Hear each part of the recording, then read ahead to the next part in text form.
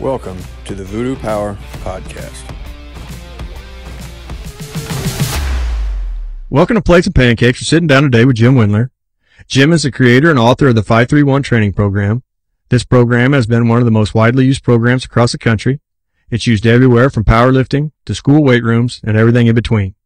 Jim has made the program easily adaptable for every age and style of lifting.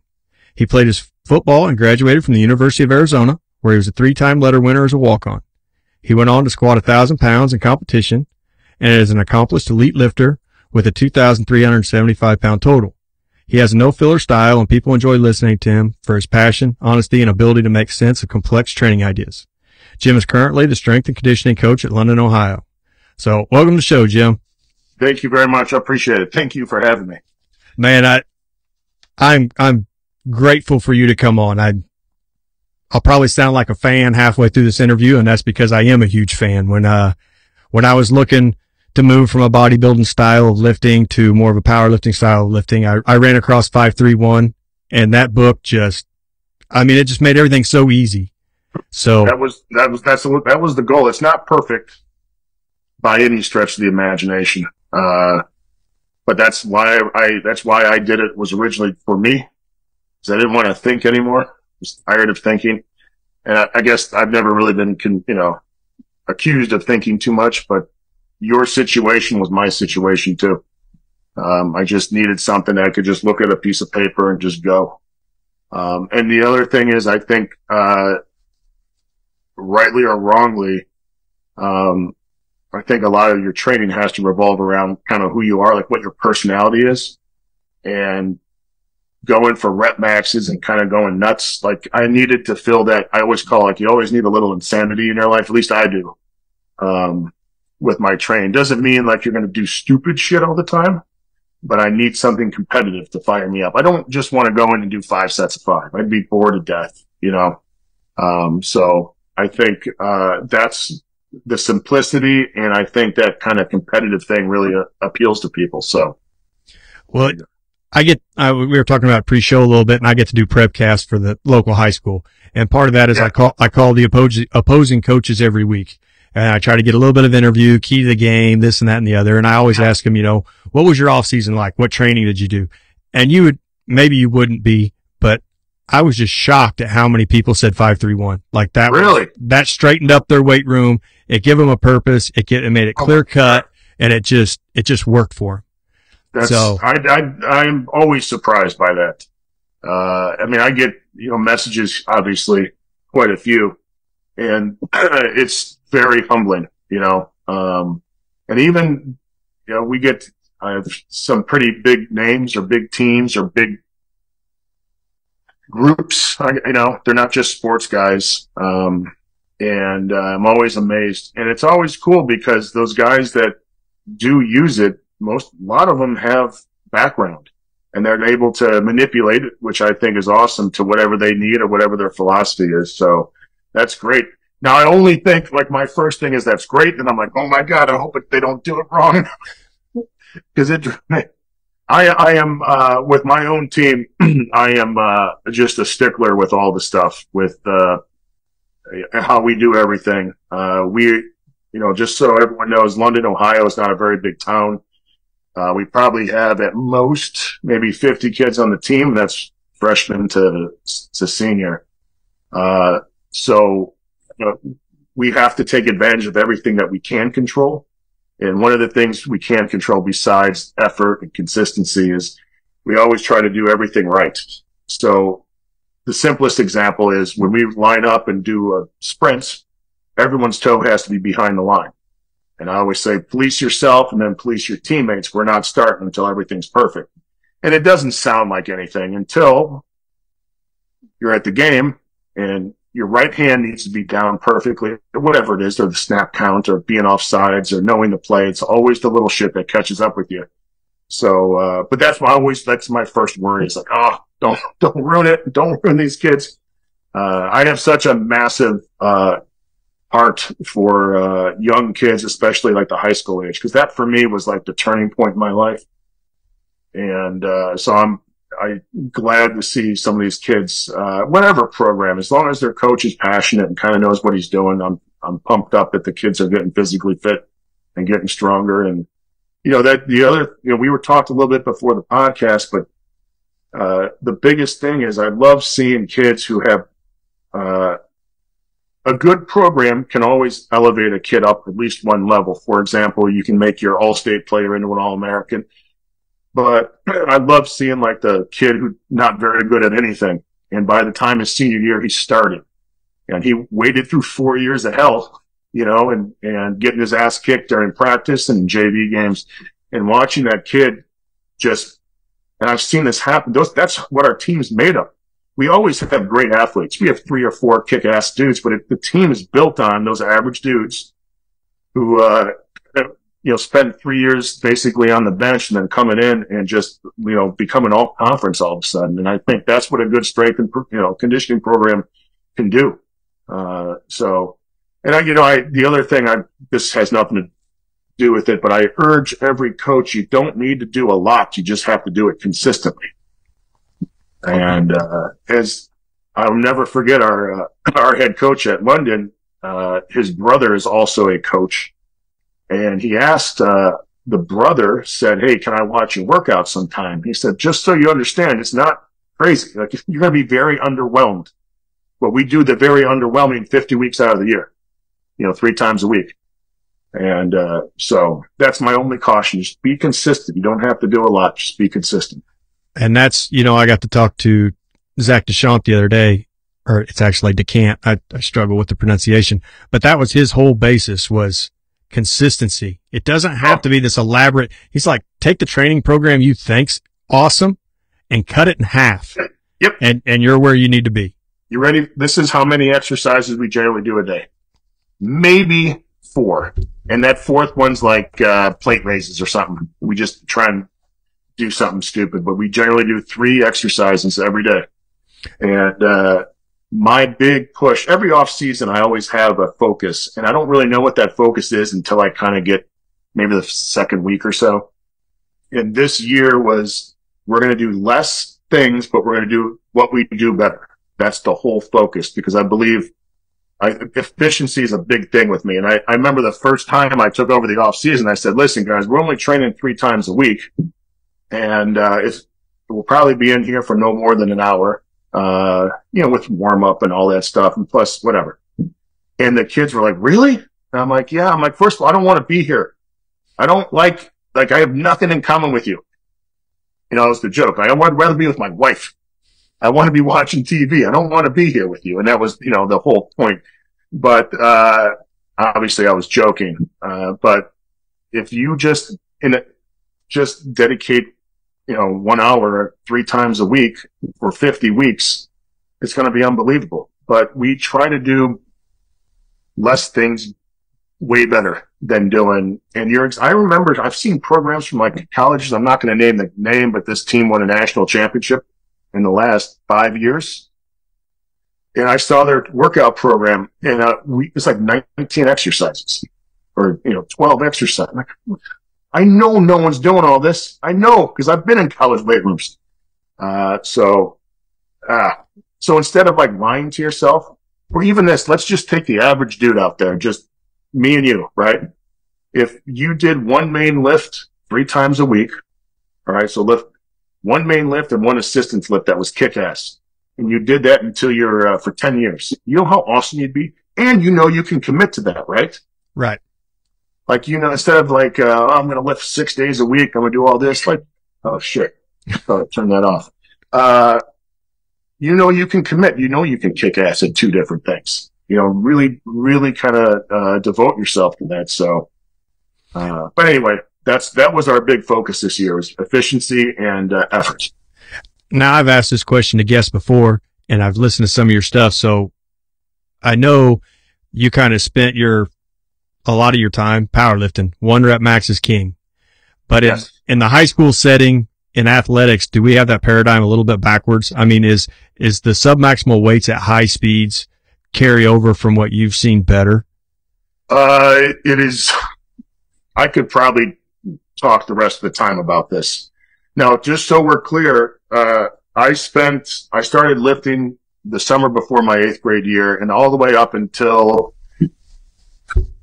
I was 25. I did nothing but normal training, like athlete training, so to speak.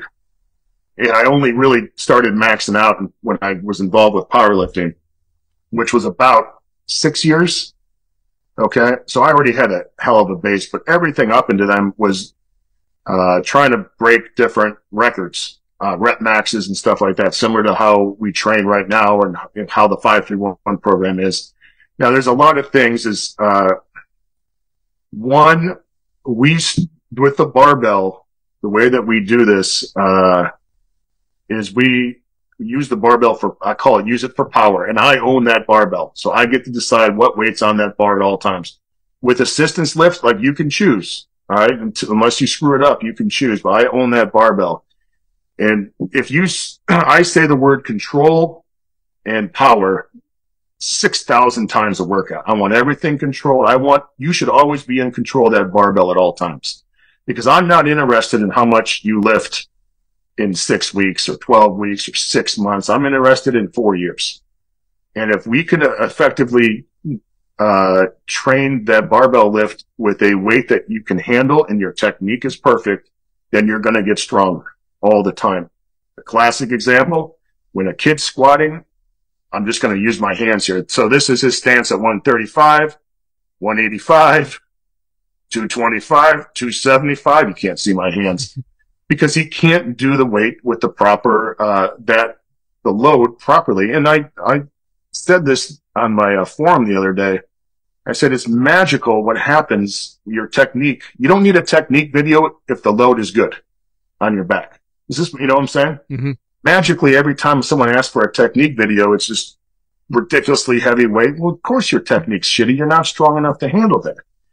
And so not only is it, am I looking to develop kind of power and speed and learning how to turn everything on at one time, just like in a football game or wrestling or throwing the discus or shot put or whatever sport that you're doing, but it doesn't load the athlete and it doesn't stress him out. I don't want the kid to look at his paper that I give him and be like, holy shit, there's no way. There's no way I can do this, or, my back's hurting or whatever else. So you would be, astounded how light we lift. And it's like the kids get upset, at least they used to. But I have enough credentials now, like our team kicks ass. I'm like, listen, shut your mouth. I use some choice words with my kids.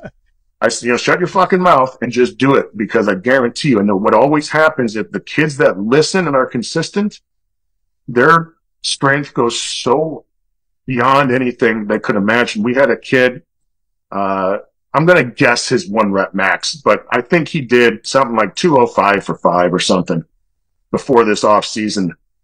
And, no, maybe like 225 for 5 or 3, whatever. So we trained, he probably didn't go over 195 for most of the season or most of this off season. He hit, we train our bench a little weird. I throw in some variations in there, but he hit in 10 minutes, 5 doubles at 225. This is 10 minutes. 3 doubles at 225, 3 doubles at 245, and 6 singles at 255. And that bar didn't slow down one time. It wasn't. Mm-hmm. And now think, most of the time he spent around 195, just great power and then he's like, oh my God, like, how does this happen? I'm like, because you're doing things correctly. You're doing things the right way. And, but I think besides that, like, the smart thing is, you start loading your athletes too much, their knees will start hurting, just like everyone else, their backs will start hurting. And most of our kids play 2 to 3 sports. So they're always technically in season in some sport. And that sport is more important. I don't want them all fucked up and hurt and stuff. So they know, at the very least, I got to do chin-ups today and back squats, and I'm going to kick ass to the squat and stuff. The other thing is the mentality, and I talked to a coach about this, the mentality to push for a set is something that you can't quantify, because you have to learn how to fight. You have to learn how to be fatigued and do things the right way instead of cutting your squat and rolling over. Like I tell them, as soon as your form goes to shit, that set stops. And I'll yell at those kids, like, rack that fucking bar. That's not acceptable here. Whatever. I'm sorry about the language. But, so I think especially for the squat and the trap bar, when we start pushing for some of those higher rep sets, as long as those kids have a good base, of technical work and their assistance has been really good because they have to strengthen the rest of their body. I think that's something that you can't quantify. And the other simplest thing is the 1 rep max is a skill. It is a skill that needs to be learned. It takes really about 15 to 20 years to really understand what it's like to push for a maximal rep. And you're not going to get that when this kid's 13 and can't do a push-up. And that's my other big thing. People ask me all kinds of crazy questions. I always say, can your kid do 12 push-ups, 20 push-ups? Because he should be able to pass for a high school football player, he should be able to pass the bare minimum like a special forces. I'm not telling him he has to be a Navy SEAL, but if he can't tell me he can't do 50 push-ups, like that's unacceptable. He can't do 10 pull-ups. And so why would you expect these kids, and I see this with like the power clean and hang clean and stuff like that, these kids can't even do the base levels of fitness, like jumping jacks. And I remember seeing, do you ever see that video? It's, of the Afghan soldiers doing jumping jacks. Yeah. It's like, I couldn't even do these things. And you can't expect someone who can't do we do burpees as a warm up. We don't do it as a conditioning thing.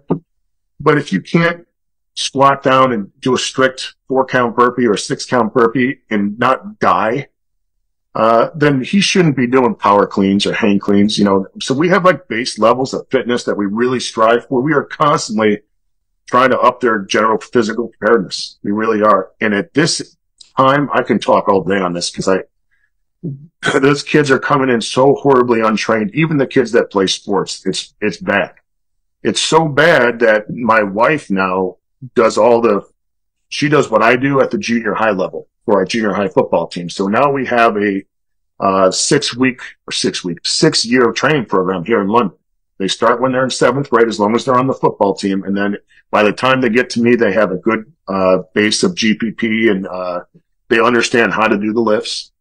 And so by the time I get them, if the kids are consistent, man, they're just running. They're going. So, but yeah, the 1 rep max thing is silly because I remember all the time when I was coaching at Kentucky, I was powerlifting too. And they always said, well, because I was powerlifting, they're like, well, we're not powerlifters, we're athletes. I'm like, well, why are you 1 rep maxing? Well, what's the fucking point? And another thing is, this is another, like a lot of colleges will have like a testing week right before camp starts. So we have the kids train for 12 weeks. What happens if they have a shitty day? Then, wasn't all my time wasted? So we're constantly trying to break records. Not all the time, but, I'll give a kid a chance. So maybe he's having a good day or bad. Fuck, let's take advantage of it, man. Let's go ahead and do it. So the kids always have success, which I just wrote something about this today. I'm sorry I'm talking your ear off here. No, this is why I had you on, man. This is great. I am a big believer in, the kids that have confidence and a good sense of self-esteem are going to be better. Not just better players, better people. And so I found out that what everyone thinks is like the Marine way or the Army way, whatever, of breaking them down and building back up doesn't fucking work. It doesn't work. Especially when they're young kids and they don't even, they got their head down and they just don't want to talk to anyone. So what I try to do every training day is I give these kids a chance to succeed at something kind of hard. Just a little bit. And all of a sudden, now they feel like, oh my God, I can do this. And then every so often, usually about maybe 6 months to a year in, I'll take a kid aside. I'm like, listen, on this last set, dude, I think you can get 20. I think you can do it. Really? I know they can do it. It's not like I'm asking them. But now they're like, holy shit. I don't just throw this kid in the deep end or anything. But I hung out there with them a little bit. I'm like, dude, you're going to be fine. Let's do this together. So I coach them through the set. And all of a sudden, their self-esteem and their confidence builds and builds and builds. And all of a sudden, he's a better athlete. He's a better person. So I think, I'm not breaking any new ground here, but build a young man's self-esteem and confidence is not done by just telling him that he's a good person. Oh, you're great, Timmy. You're the best. It's you have to put them in situations that are physically difficult or mentally challenge them and give them a chance to succeed, And so I'll never we have a couple kids, young kids who are obese and stuff like that. I'm not going to tell them to jump on a 40-inch box. I'll give them a box that I know they can handle. Like, let's just do this awesome right now. Me and you, we're going to kick ass right here. I don't want him to walk out of that ring feeling like a piece of shit. If it is, it's not because of something that I did. It's maybe he's looking at the kid who's jumping on a 60-inch box, but I want to give the kids a chance to succeed every day. That's how you build confidence. And, another reason why we don't load them too heavy. I don't want them to know that they're weak. I want to give them a chance to succeed at all times. So. Well, and you started kind of touching on it there. I mean, take the weights out of it. It seems like the weight room provides a path where you're able to help a kid with things he would never get help with anywhere else. I mean, just being there, setting up a situation where he's going to win. That may be the only win he gets that day, maybe in a couple days. Yeah. And, the more that I'm doing this, like I can see kids who have a tough time at home. You can always tell the kids who don't have a dad or a positive male figure. You can always tell that. And I want them to enjoy this because I love lifting. I fucking love it. Like I've made my living, and that's all I think about. I'm like, probably drive my wife nuts. And I want them, I'm not asking them to be like me. If everyone was like me, I wouldn't have a job. Right. But I want them to at least enjoy this time. And I think, and I've heard this a lot, kids love training here for the most part, like most everyone does, because I'm not a dick. I'm very vocal. I will bust everyone's balls, but I'm never mean. I'm never mean. And I don't yell at the kids at all. But I want them to have a great time. And I think if you make everything miserable, no one's going to want to participate ever. So, and you can still be awesome, a good coach, and not make kids miserable. I stumbled down this awesome rabbit hole when I started this podcast, and I got lucky and coaches said they would come on and, yes. And I got to talk to Tony Holler, come up with Feed the Cats. He's from Chicago, where you're from. And all the principles that you're laying out now are the Feed the Cats principles. And he just took it to the mainstream. And he's like, what are we doing? The yelling, the screaming, the punishing kids for not, winning. This isn't working. And so it sounds like maybe you've stumbled on it too, and you're just your own work. And the response you're getting is just unbelievable. It's been, here's like one of the proudest moments of my life. I received an award, Friends of Education here. All right. And it's a high school or elementary school employee. So just, whoever volunteers or whatever. And I wasn't presented to this by, one of the coaches or one of the parents. It was the English teacher at London. And so she gets up and I was like, who the fuck? I don't know who this lady is. She's presenting.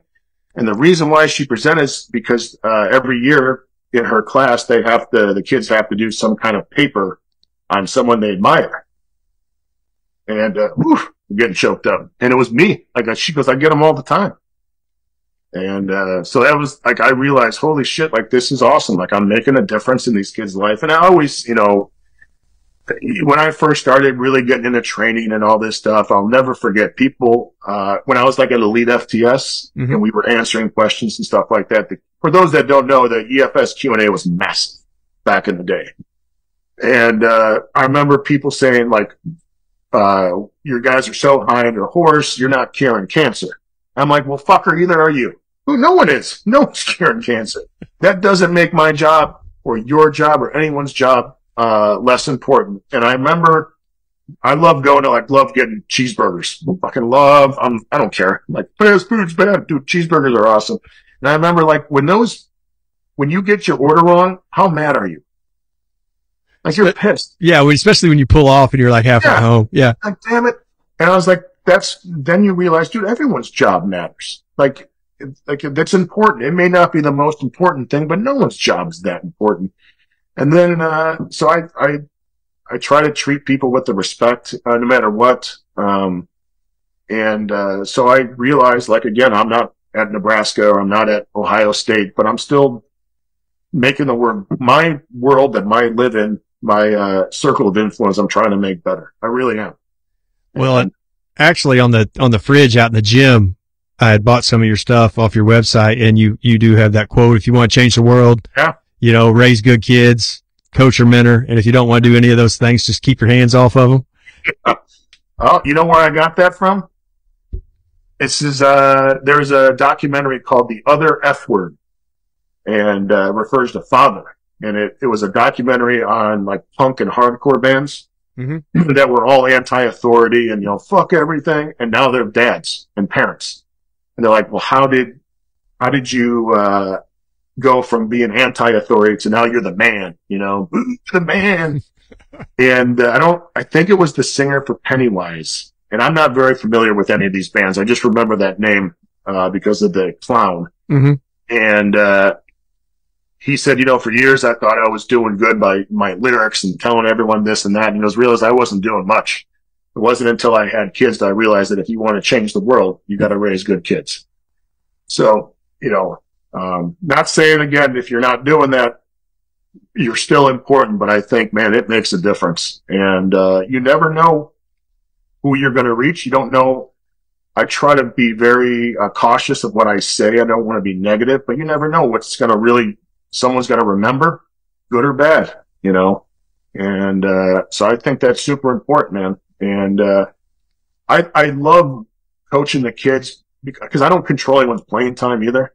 So they know they don't have to act a certain way, or, you know what I'm saying? Like, I'm kind of just the coach that hangs out there, and I try to be, I always try to be very positive and stuff, but I'll bust these kids' balls and it's brutal. Some of these kids are like, holy shit, I'm like, you guys got to learn how to talk trash around here, because I'll kill every one of you motherfuckers. I'll ruin you. And that's kind of the rule in the gym out there.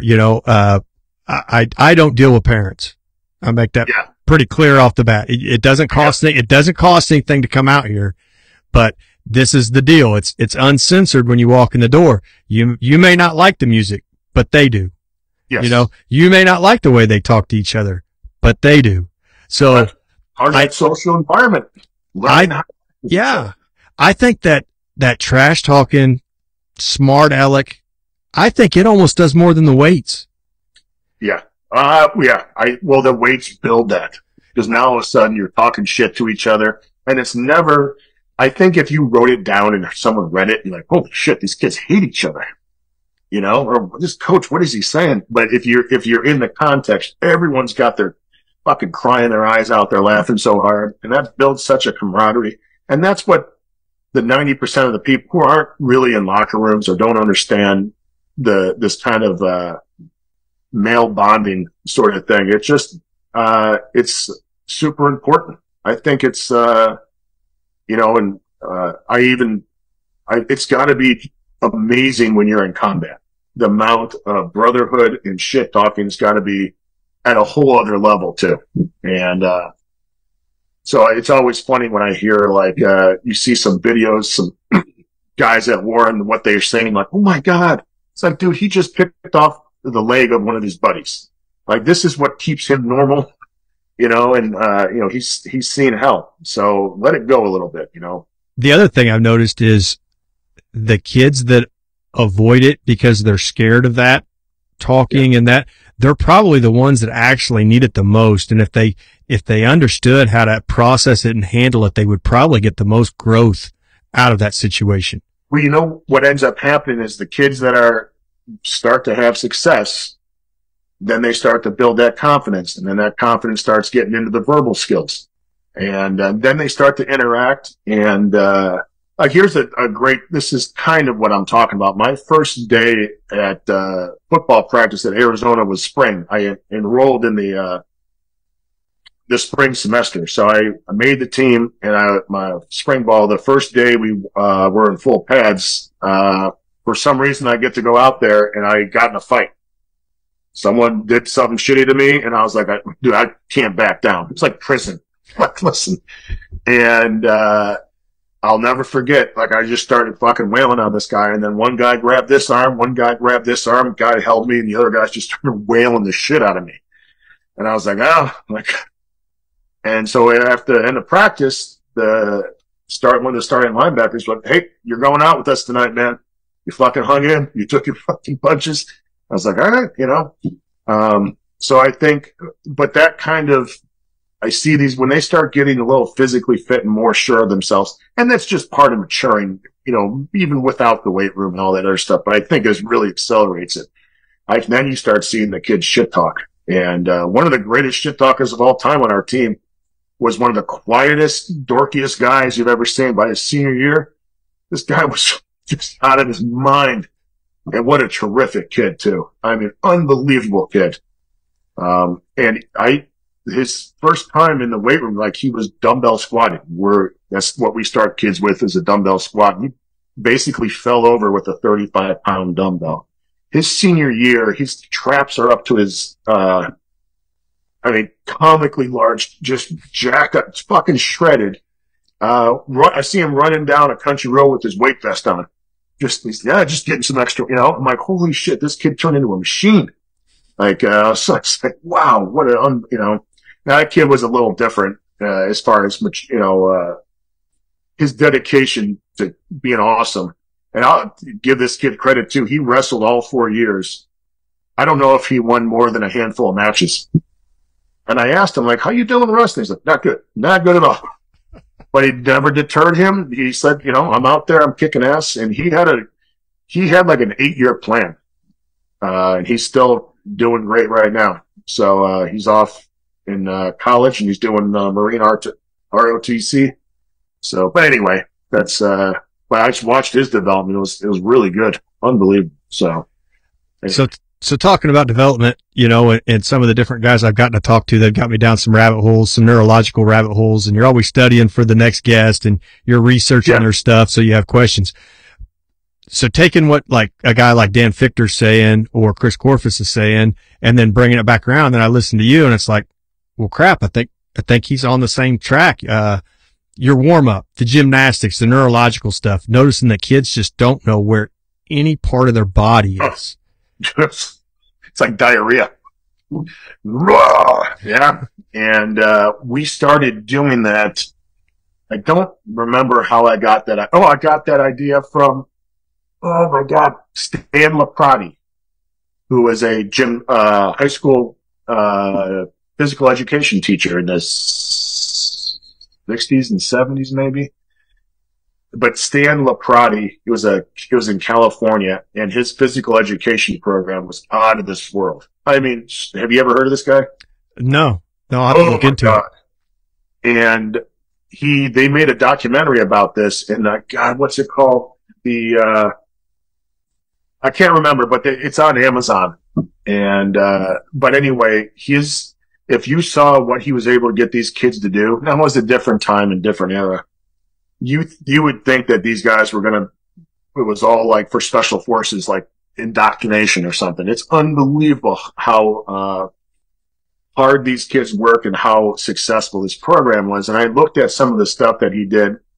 And, that's when I was like, you know what? These kids just need to be better at the base, like jumping jacks. We do 4 and 6 count burpees. We do forward rolls, cartwheels, duck walks, bear crawls, all that stuff that maybe isn't cool. It's not transverse, abdominis, rectus, whatever. I don't know. I don't follow any of that stuff. So, but it's just simple stuff that a lot of kids used to get 30, 40, 50 years ago, just being kids, and they're just not getting anymore. Like, I would love to have, a climbing ropes everywhere, monkey bars. And we do a ton of jumping, not just like plyometrics and stuff. We just do jumps. We're jumping. Let's go ahead and jump. Let's see what we got. And we work on landing and all that other stuff. So I just think again, body awareness. And I think the other hidden gem is it improves mobility quite a bit. You can't really do a forward roll with tight hips. You're just going to kind of flop over. So all that stuff kind of works together. And even like, what's it called?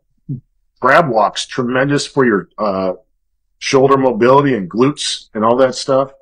So, I mean, it all kind of works together. I think a lot of times we overthink a lot of this stuff. When again, if the kid can't do some of these basic things, let's just get them on that track. And we do a shit ton of body weight exercises too. A lot of body weight squats, tons of pull-ups and chin-ups, dips, a lot of push-ups too. And I always yell at the kids, who here's too good to do a push-up? And it's like, God damn right, no one is. You know?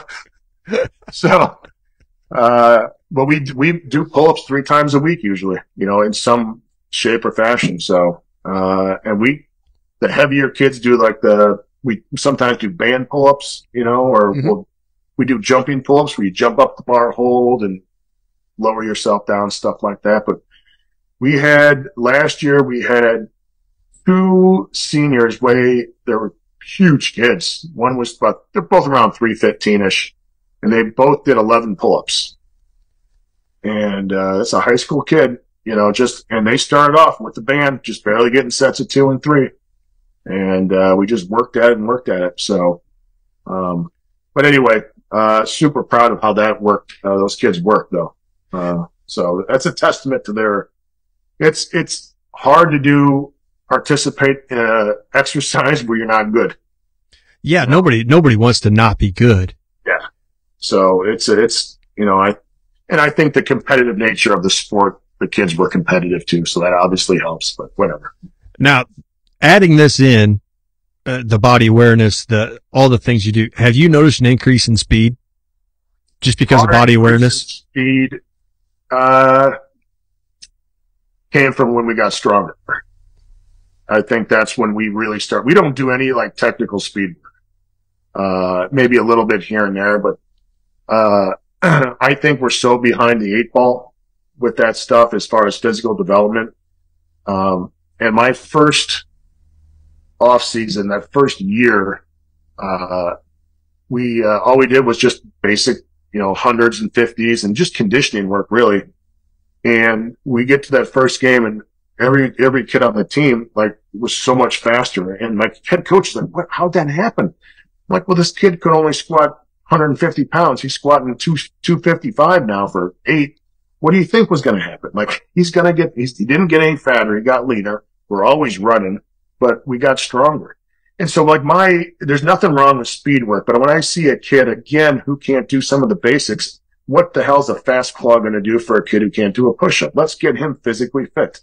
And it was a very freeing notion in my mind when I could get rid of all this shit that is like, the fads in fitness or strength conditioning for athletes. I'm like, let's just get these kids awesome. I always tell them, I just want a team of assassins out there. Just, guys who go recon, fucking up a mountain and kick ass. And that's what we want. And once we kind of embraced, like, listen, this is who we are.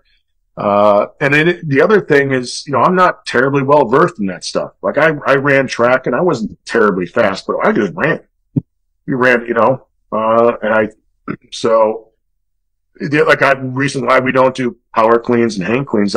I was very good at that lift. I'm just not a very good coach. But at the same time, like, what's the point? Like, we jump a lot. Everything we do is try to be explosive. And, again, we got kids, like, I'm sure you've worked with kids, like, getting some of these young kids to even arch their back is, like, do you think I need to load him now and be an explosive movement if they can't even arch very well? Yeah, I think everything contributes, but I really think the jumping and just getting stronger helps. And I always tell the kids, you know, this is Louis Simmons, like, why are men faster than women? They're stronger, you know, and the great sprinters were always super strong. And no one really believes me until we go out and play. And it's like, holy shit, like, we had that first year, our quarter, we ran like 2 tights at that time, and we ran 3, the stack I. We had 3 running backs. That's all we did. And, so our formation was the same regardless of what we were doing. And our quarterback did a bootleg, but he didn't tell anyone else. And he wasn't the fastest kid on the team by far. He ran for like 45 yards and he crossed, dove over the goal line at the corner, just barely getting in. And he ran right up to me. He's like, holy shit. Like, actually outran someone. And what's crazy about that kid I've never seen a kid. We run the quarterback sneak like no one else. That's a main play for us. We will quarterback sneak you to fucking death. We'll get 6, 12, 15 yards, which is V formation, that stuff, like the flying geese, and just plow the shit out of you. And this kid, you know what, if you're watching from the sideline, it's just chaos. And then all of a sudden he just pops out. Like, what the fuck? How is this possible? Like, and he just, just grinded dudes out. So, but that was Josh. Josh Hammonds. What a great kid too. Just a super kid. But anyway, so. I played for a great coach here in Missouri. He's a legend in this part of the world, but he kind of explained what you explained. At the end of the day, it's basic math. Yep. And 3 times 4 is 12, and that's a first down. So let's keep rolling. Well, my first, after my first 2 off seasons, we had a running back, his junior year, he had like 3,000 yards rushing, and his senior year, he had like 26. His senior year, I don't think he played a fourth quarter until the playoffs. And his senior year, we also had a kid who was like a 1,400 or 1,500 yard rusher too. Like we were so, he just handed the ball, he just blast through everyone, break a couple tackles, and then no one could catch him. So, that was nothing to do with me. That kid was just one of the most phenomenal running backs I've ever seen in my life. So like, it was like, yeah, we just want to run out the clock. It's like, fuck, we just scored. It was a 2-play drive. God damn it. We was one game, I think in the first quarter, he had 4 carries for 221 yards and 4 touchdowns. So he's like, listen, if you want to score a touchdown, go ahead and give me the ball. Until then, don't worry about it. Just hold him on the bench until you score. Yeah. We need a drive here. So, I mean, we're talking about the success that you're seeing now, but going back and listening to some of the stuff when you kind of had taken the job and you started moving into this, it didn't come on the heels of success. I mean, no. It sounds like you had to reevaluate everything to come up with what you do now. So my first year as a coach there, I started off, I wasn't doing any of the strength training stuff. I was on the field coach, and I think there was like, at that time we just started 2-a-days. Like I was the second or third day of 2-a-days maybe. And, that year we won 3 games, and we got our asses handed to us all over the field. And during that season, I eventually morphed into, the strength stuff. But that year was the best year we could ever hope for. And I know it sounds horrible because we got our asses kicked all the way up and down the field. And I always say if we were 5-5, we could have justified a lot of the stuff we were doing. But after that year, the head coach trains with the kids every day. He does exactly what we do, and he's in there kicking ass. So I got to talk to him all the time. Obviously, we're good friends, and we talk all the time. And I remember telling him, I didn't know him prior to this, I should say. So I remember during that first off season, he's looking at me, and he's like, hey, give me your honest assessment. I'm like, well, how honest do you want? I always ask people that way. Do you want the truth? And I'm like, dude, we need to change this, all this. I just had a laundry list of shit. I'm like, basically, let's just do the exact opposite of everything we did, because it couldn't get any worse. So we changed everything. We changed like 2-a-days. We don't do 2-a-days anymore. And we lifting such a big deal that we never miss a lift during the summer or during 2-a-days. That's more important because that's what we built our kit. Now we obviously change things up. It's not like we're spending an hour in there busting heads, but that is a priority. And, but we changed how our offense was. We changed the simplicity of our defense. We don't condition during the year at all. Did you ever play football? I'm sorry. Yeah, I did. Yes, you did. Remember fourth quarter, every practice? Yeah, we cut that out. And first, we're a very small team. So the kids are running all over practice anyway. And then I remember telling, the head coach, I'm like, dude, you're making the kids too tired. By the time they get to Friday, they're exhausted. So what a lot of coaches will see, let's say you and I are running hundreds and whatever after every practice. By the time the game rolls around, we're exhausted. The coaches get pissed. And what do they do when the coaches get pissed on Saturday? They run the shit out of you. So it makes no sense. And so I came up with the analogy, like if I told the head coach, like, hey, if we had a big bench meet on Friday, why would you bench heavy and hard Monday, Tuesday, Wednesday, Thursday and expect anything other than a shit performance on Friday? And it was like, oh my God. Yeah. So the way that we got around that is we never not run during the off season. We lift 3 days a week. We run, every time after we lift, no matter what. What is it? What is today? Today's Tuesday. So, yeah. Okay. So Tuesday. So yesterday, we had horrible cold wind, like so windy that our siding got ripped off of our house. It was pouring rain, just stinging rain. We fucking ran. And I told the kids, this is it. And they loved it. It was horrible. And fuck, I'm out there too. I hated every minute of it, but I'm like, well, we can't stop, for bad weather. You're going to earn a little check mark and like, during the season, like, hey, we were out there running when it was horrible. You guys, refused to go, the other team, you guys didn't do this stuff. But I'm a big believer in just the consistency of running. The more consistent you are with your running, the less you have to run. So we never have to give up strength or muscle mass or recovery even before the season starts. I'd rather have the kids come in slightly out of shape and work themselves into don't get me wrong. We're still running 3 times a week. We're still running a lot, rather than coming in, overtrained. And then by the time the season starts, they're never going to dig themselves out of that, overtrained hole. I hope I'm making sense here. No, you definitely are. Yeah. So, we just run. And of course, there's a couple times when there's like a blizzard, we can't run, but we'll do some kind of body weight, conditioning stuff in the weight room. But that's very rare. So, that's a big thing that we changed. But the point being is, if you're not having success, it's not going to help you just doing the same shit over and over.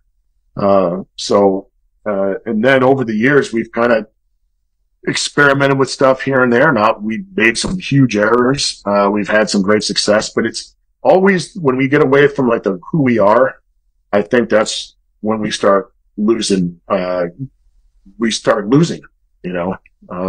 not every year, like every year we make the playoffs, which is a big deal to me. And I told the coach, that's going to be the new norm. That's what I want. Like and I told him like, there's going to be one year when you go 6-4 and it's going to be your best year you've ever had instead of going 12-0 or 13-0, whatever. And, that's going to be the greatest challenge and probably your best coaching year is when it's going to be the toughest. So, and the other thing is my first year as a coach. So our very bad season, we probably had, I don't know, at the end of the year, we had 7 or 8 guys on our team, hurt. Okay. That means everyone goes both ways in our school. So that means there's 7, we only have 4 starters on each side of the ball from the first game. Magically when we win, guess what happens to injuries?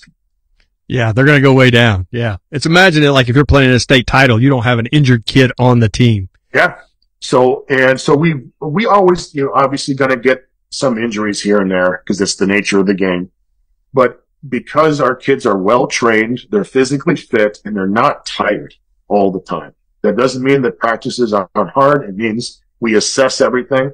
And as an example, we lift on Mondays and Wednesdays, during the season, and we do a yoga day. I run a yoga, at the school. I do 2 classes there, as a volunteer. And, after each day, I will text the head coach or talk to him and stuff. I'm like, dude, you got to back off today. The kids are, in a bad way. And he does. Maybe we don't put on pads or, whatever it might be. We'll cut practice short a little bit. So it's instead of just beating the kids into the ground, like we try to do we want the kids ready on Friday. So we try to do what's best for the kids, to perform. And there was years where we didn't even hit during the year. And the coach said, when you guys show up and beat the shit out of people on Friday night, you've earned the right to that next week. But until then, if you take a dump, yeah, we'll go back to pads if we feel like you need to hit. And the kid's like, fuck, now we're going to practice harder so we don't have to bang every day. and, beat the shit out of our bodies. So, And I thought about this a little bit, and I don't know, we'll kind of see what you think, but really coaching, especially football, seems to me like it is essentially the study of economics. Energy. Yeah. Yeah. You're dealing with the scarcity mindset all the time. So if the kids have the energy to give, you're going to get the energy. But now if you send your economy into inflation, well, now the kids don't have the energy to spend. And then what happens? The coach says, we're not conditioned. Yeah. Well, the grand scheme of things, you're over conditioned. So what'd you do? You just sent your program into a depression. Yep. It's just looking at it in the grand scheme of things. There's a self-preservation in those kids that's only going to allow them to give so much. Yep. And if you can't pick it out, so I think that's kind of where you were heading, and I'd been thinking about that for a while, so it just kind of blended together. Yeah. Well, there's, how do I put this? I always talk about, every time you do anything stressful, John Meadows always said that you dig in a hole. And eventually, if the hole's too deep, so every time you do something hard, you're stressed out, you don't eat, whatever, you shoveling dirt out of the hole. Every time you sleep well or recover better, you put the dirt back in the hole. The problem is, especially towards the end of the season, sometimes that hole is so deep that you're never going to get out. So that's another thing that we really stress, and I say this to coaches all the time, is instead of looking at the off season and in season, I looked at the in season first, because I think the in season is the most important part of training, because I always tell the kids, do you want to be able to deadlift 500 pounds in May or June, or would you rather do it on Thanksgiving when you're the strongest? I want the kids stronger at the end of the season than they were at the start. Now that takes juggling. It takes a lot of, you got to really read the kids and stuff like that. But my goal is to always have our kids fresh and feeling awesome every Friday. And I want them feeling big, not just knowing, not just lifting big, so to speak. And that doesn't mean we max out and do all kinds of crazy shit. It just means you do what's necessary at the time. So I want those kids feeling good, not just physically, but emotionally too. I think it's a huge thing. That's one of the things, like people always do the fourth quarter. I say, fuck that. We're the first quarter team. I want to bury them early so they'll never want to come back.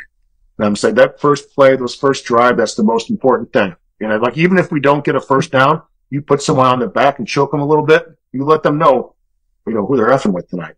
You get it all worked back. I mean, that's amazing that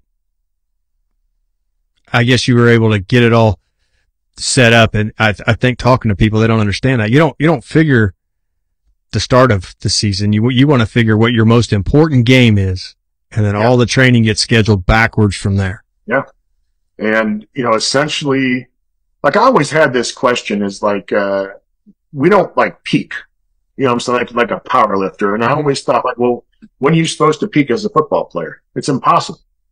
Like, is it the conference game? Is it, like whatever. There's a million games that are important. So, but my goal was to, they're young kids too, so they obviously recover a little better. But like we don't, in the off season, we don't do a lot of variation of exercises. Because once the season starts, we obviously narrow down the list. But those kids, when I tell them we're doing chin-ups and dumbbell rows or whatever, they've done a million sets of those things, and they're never going to get sore because they've done it for 4 fucking years, the same stupid lifts. I think my first off season, we did 7 lifts total. That counts the assistance lifts, just 7. And I told them, you guys are going to be bored to death. But when the season comes and I tell you to go heavy on this and that, you're going to be fine. Because I got that from a rugby coach. I remember reading an article. I'm like, oh my God, that's the smartest thing I've ever heard. So while everyone preaches all this, do a million different things and always challenge the body, I'm like, I just went the opposite way. And that's really, Ivan Abajev. They did 3 exercises, the Bulgarian weightlifter, and they were able to do that quite a bit, without getting terribly sore all the time. Now, I wasn't there. I'm sure those guys were like shit all the time, maxing out 90 times a day. But I think that's super important. And these kids are not, incredibly efficient at their movements yet. It's not like they've been lifting for 20 years and they need some kind of variety. That doesn't mean we don't do some different stuff here and there. But I really want the kids during the season, especially, like, listen, we're not doing anything new. We're not doing anything. It's going to be boring as hell. The other thing too, during the season, I know this, I'm just going off on a tangent. When I know the kids are shitty, obviously we back off, but I'll never put them in a position where they know they're shitty. So we'll never do a week. I'll adjust the workout. So instead of, like, listen, we're just going to go up this set and we're just going to do a set of 2 here or 4 set, whatever the prescription is for that day. But I never want them to know that they're feeling weak. Does that make sense? So, because that's a mind game, man. You never want to chink their armor. No. Yeah. And I always tell the kid, one of the kids learned, he went for an extra rep. And I told him, like, listen, you're only doing 1 rep here. It's not a max, but I just want 1 fast, awesome rep. Like an idiot, he did too. And I'm like, what did I tell you? He's like, yeah. I'm like, after that first rep, you thought you could get 2. Like, so if you would have racked it, you would have won. And that extra rep didn't make him any stronger, physically. So I'm like, he goes, holy shit, now I get it. I'm like, yeah, you just don't want to know. Well, like, the psychological game is so big, God. I have your 531 powerlifting book in there. And I want to say in that book, you talk about, don't take any weights you're going to miss. No. My wife asked me that the other day. She said, how many times have you missed a weight? I'm like, well, when you're younger, you kind of fuck around. But when I was at Westside and stuff, I rarely missed weights. And Louie always talked about that, like, going to failure. But we know it. I mean, I never went to failure, and very few guys did. And I always, even when, again, with the way I coach the kids, I never want to put them in a position where they're going to fail. And, like, especially at the main lifts, that's just a recipe for disaster. Well, that's a whole other massive thing with Louie and Westside and all that stuff. So, well, the opponent on Friday night, I mean, that's who's going to chink their armor. You don't want to come home to the people that are supposed to be supporting you and helping you and have them beat you down also. So setting that up where they're always winning when they're at home, that's why home field advantage is supposed to matter. Yep. Well, I always tell my wife, our home is where we should go to get away from all the shit. I don't want to have to be stressed out at home ever. And so we don't fight. We don't raise our voices at each other. We don't do it. We work everything out and everything's fine. And it's the same kind of thing. Like you said, during the only opponent you should battle is the guy in front of you, not your coaches, not your teammates, not your knees, not, your back or whatever. Now that stuff's going to happen, but we try to minimize all the bullshit as much as possible. And I think we've done a good job. Here's another thing. I know I'm going to get shit on for this. I don't give a crap. This year we abandoned all the sport specific conditioning. We just ran. We ran 400s, 300s, 200s. That's all we did. We ran the shit because the kids were just not conditioned. I just felt like, listen, these kids just need to run. Like, it doesn't have to be super scientific. Our kids are in better shape right now, are leaner than they've ever been. So we do what I call we just do laps around the field, which is, I think, 340 yards or something when you go around the field. We do shit tons of those. We have a rest periods and we just run. And the kids at first didn't like it, right? Because it's not a 20-yard sprint. But I'm like, man, look, we just need to get in just general shape. Let's just worry about the other stuff later. So we run, kind of old school running Monday and Wednesday, and on Friday we push the prowler. The kids, prowler's much more sport specific. It's about 6 seconds of effort, right? So I figured out it's about 20 yards. It's about what works out. When our condition, so that the prowler conditioning is kind of indicative of where we are as a team. All right. Because it's more football and how we do it and stuff. And the rest periods, all that stuff. Our kids are in better prowler shape right now. Thus, what I believe to be better football shape than they've ever been in.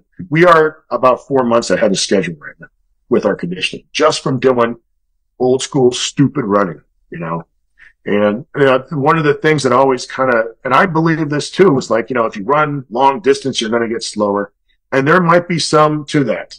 But if you're a young kid, if you can't run a mile, not jog, if you can't run a mile, you're just not in good shape. You're supposed to be a young athlete. You're supposed to be able to kick ass at this stuff. Now, yeah, if you're, overweight or you're 300 pounds, whatever, that's different. And you know what? If you're Mike Allstott, we were talking about Allstott earlier, like he doesn't need to run a mile. But these kids, guess what? None of them's Mike Allstott. So these kids just need to run. They just need to be physically fit. And as soon as I kind of, like, again, I embrace that in my own ideas, I'm like, fuck, it's so much simpler. Let's just get the kids awesome. And you're in an environment similar to I am here. It's a very small town. It's a rural community. Yes. Every kid has to be a commodity. You have to get them out, or you go to 8-man, and then maybe eventually you lose your football team. But in saying that, yeah, your general level of preparedness in half of your team's not going to be great. No. So you have to figure out a way to build it. Well, like I said, we have about 50 kids, sometimes a little more, depending on the season, but that's from freshman to senior. And really, most kids, almost everyone plays both ways. Now we'll rotate the D line a little bit to give them because most of obviously old linemen play D line, but those kids, like if we get injured, it fucks us, man. It's tough because we know, like one kid goes out, like we don't have that depth. And, so again, we talk about, not conditioning during the season, which seems backwards, but that keeps the kids fresh during the game. They can play a little harder. But yeah, it is, I basically had to kind of unlearn a lot of stuff that I thought was kind of gospel or stuff that has changed, because the growing obesity epidemic and all that other stuff. Like you really had to think, you're not dealing with young ass kickers like you were 40 years ago. It's just not going to happen. So. We talked about Boyd Epley before the show. I know you're a fan of his. I'm a fan of his, yes. But you read that book that he had put out, and he'd stumbled across this in Nebraska's, glory years. Yeah. They were better conditioned than Miami. We talked about that in that 94 game. Yep. And according to Boyd, they had done away with they got him in shape and then just left him alone. Yep. And yep. It showed on the field. Yes. The cool thing is we have a kid who is, going to play college football. So he's reporting, I think in late June, I want to say, but he's going to come over here and I designed my own metabolic circuit for him. So, I don't know if you're familiar with the Nebraska metabolic circuit. I heard you talk about it the other day on a podcast, and man, yeah. I'd really like to dig into that a little bit further, but no. So yeah, we're going to, because I have my own weight room here, we don't have all the stuff that Nebraska has up. So I had to revamp a bunch of stuff. I have my notes. I have so many pieces of paper on my desk somewhere here. So he agreed to do it. He's pumped up, and I'm really excited because this is the kind of kid that, you tell him, hey, listen, 4 meals a day, you eat blah, blah, blah, blah, blah. He's like, all right, that's what I'm eating.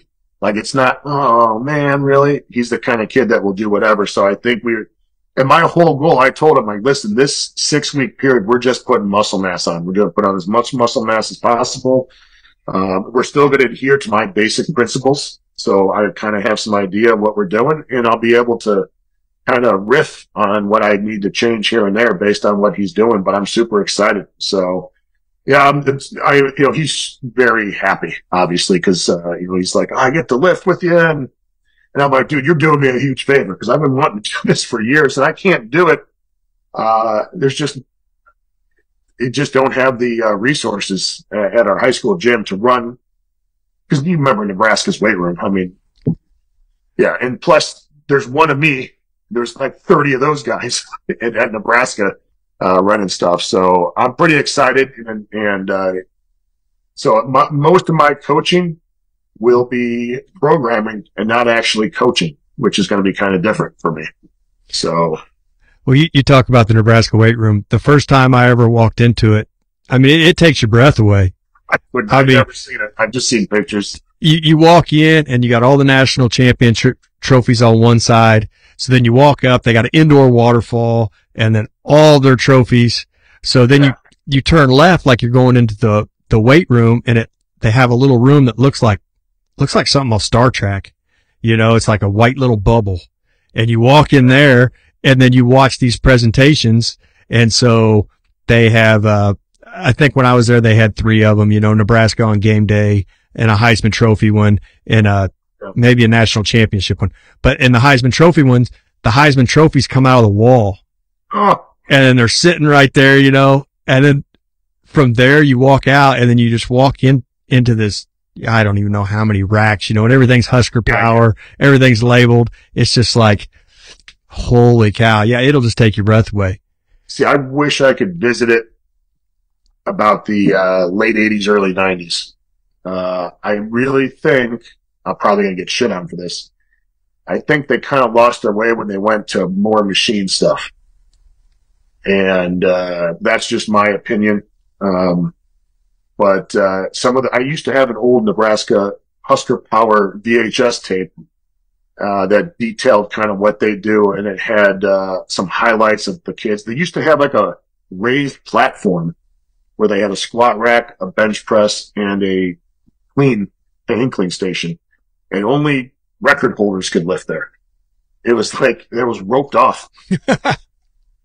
It's like, and I thought that was so cool. I was like, not thinking that I would ever get on there, but I'm like, damn, that's the way it should be. Like, when you're a record holder. But the video I'll never forget, it had one of their D linemen benching 500, and it was legit 500-pound bench.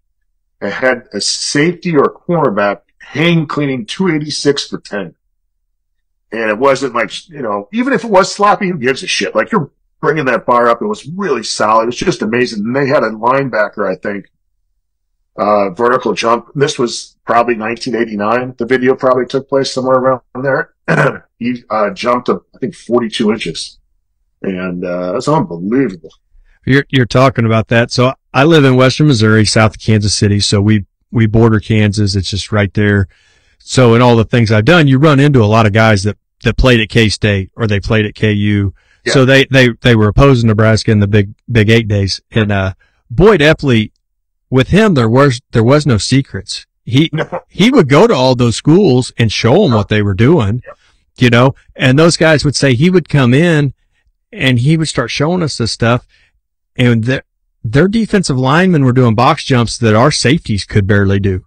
Yep. They were just freaks. And it's like, how do you beat that? Yep. I mean, he was just so far ahead of the curve. Boyd Epley, it's on YouTube. It was at a Hammer Strength